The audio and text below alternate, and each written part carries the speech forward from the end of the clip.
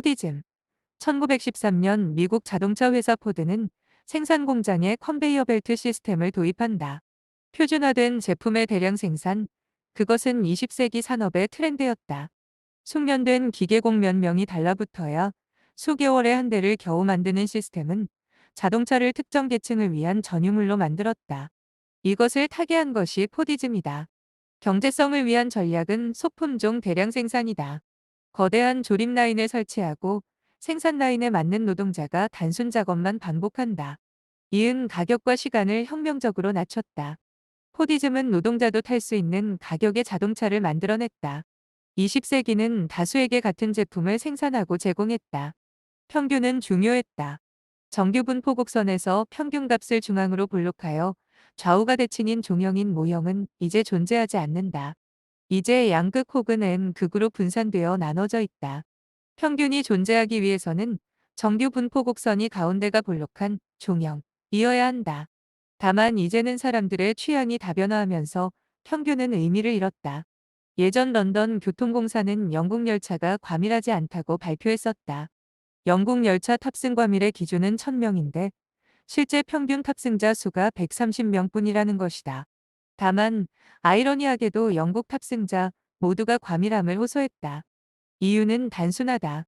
통근 시간에 탑승객이 몰리기 때문이다. 탑승객은 모두 과밀함 느끼지만 나머지 열차는 빈차로 운행된다. 평균은 더 이상 시대를 대표하지 않는다.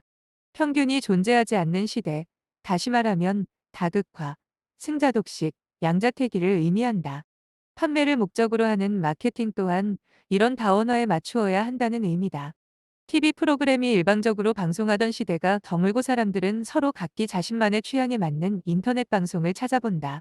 연예인이 아닌 개인 인플루언서에 열광하고 희소하고 자신만 아는 문화에 심취한다.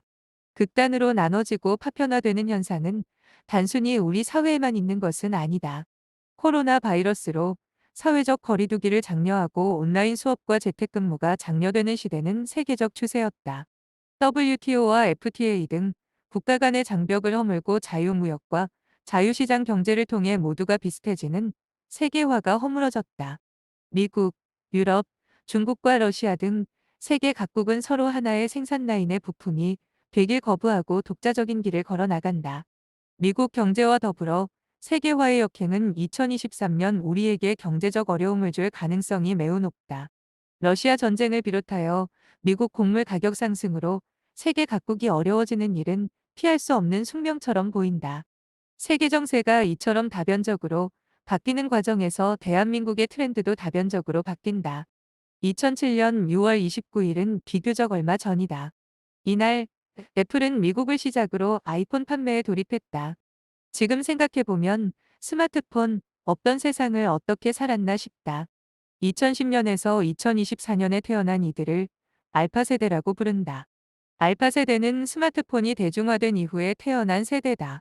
그들의 부모는 밀레니엄 세대이며 저출산 시대의 아동이기도 하다. 그들은 점차 소비의 주체로 성장해 간다.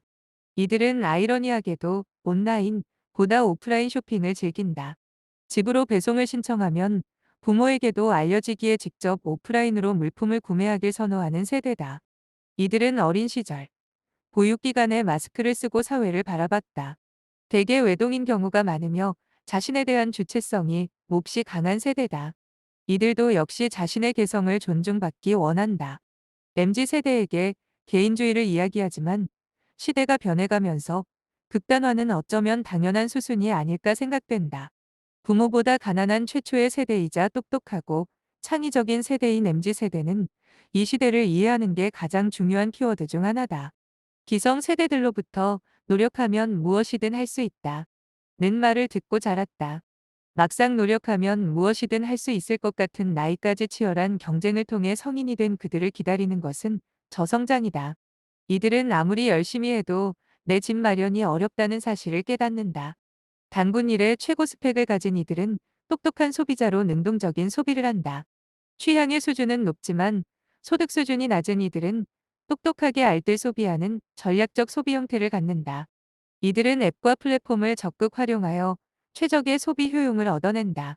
넷플릭스나 유튜브 구독료를 나눠내거나 명품을 조각내어 향유하기도 한다. 얄밉게 자신에게 이득이 되는 부분, 체리, 만속, 하고 빼먹는 체리피커라고 생각할지 모른다. 다만 과거와 비교하여 1인 가구의 비중이 급속도로 높아지면서 시장 전체의 소비 규모가 크게 낮아진다고 볼 수만도 없다. 이들은 타인에게 피해를 끼치지 않는 범위 내에서 적절하게 자신의 욕망을 충족한다. 이들을 위한 전략으로 기업들은 문간에 발들여 놓기 전략, 푸린 더 도어 테크닉을 취한다. 쉽게 말하면 큰 부탁을 하기 전에 작은 부탁을 몇 번 진행하고 상대에게 예스를 이끌어가는 전략이다. 저성장 시대와 흐름을 잘 분석한 이들은 때로는 남들이 부러워할 만한 성장을 하기도 한다. 트렌드 코리아 2023은 이슈성이 강한 제목이라 밀리의 서재에서 읽었다. 읽는 와중에도 계속 종이책을 소장했어야 했나 하는 생각이 들게 하는 책이었다. 알지 못했던 부분과 알고 있었으나 잊고 있던 부분들을 잘 정리한 책이다. 추천한다.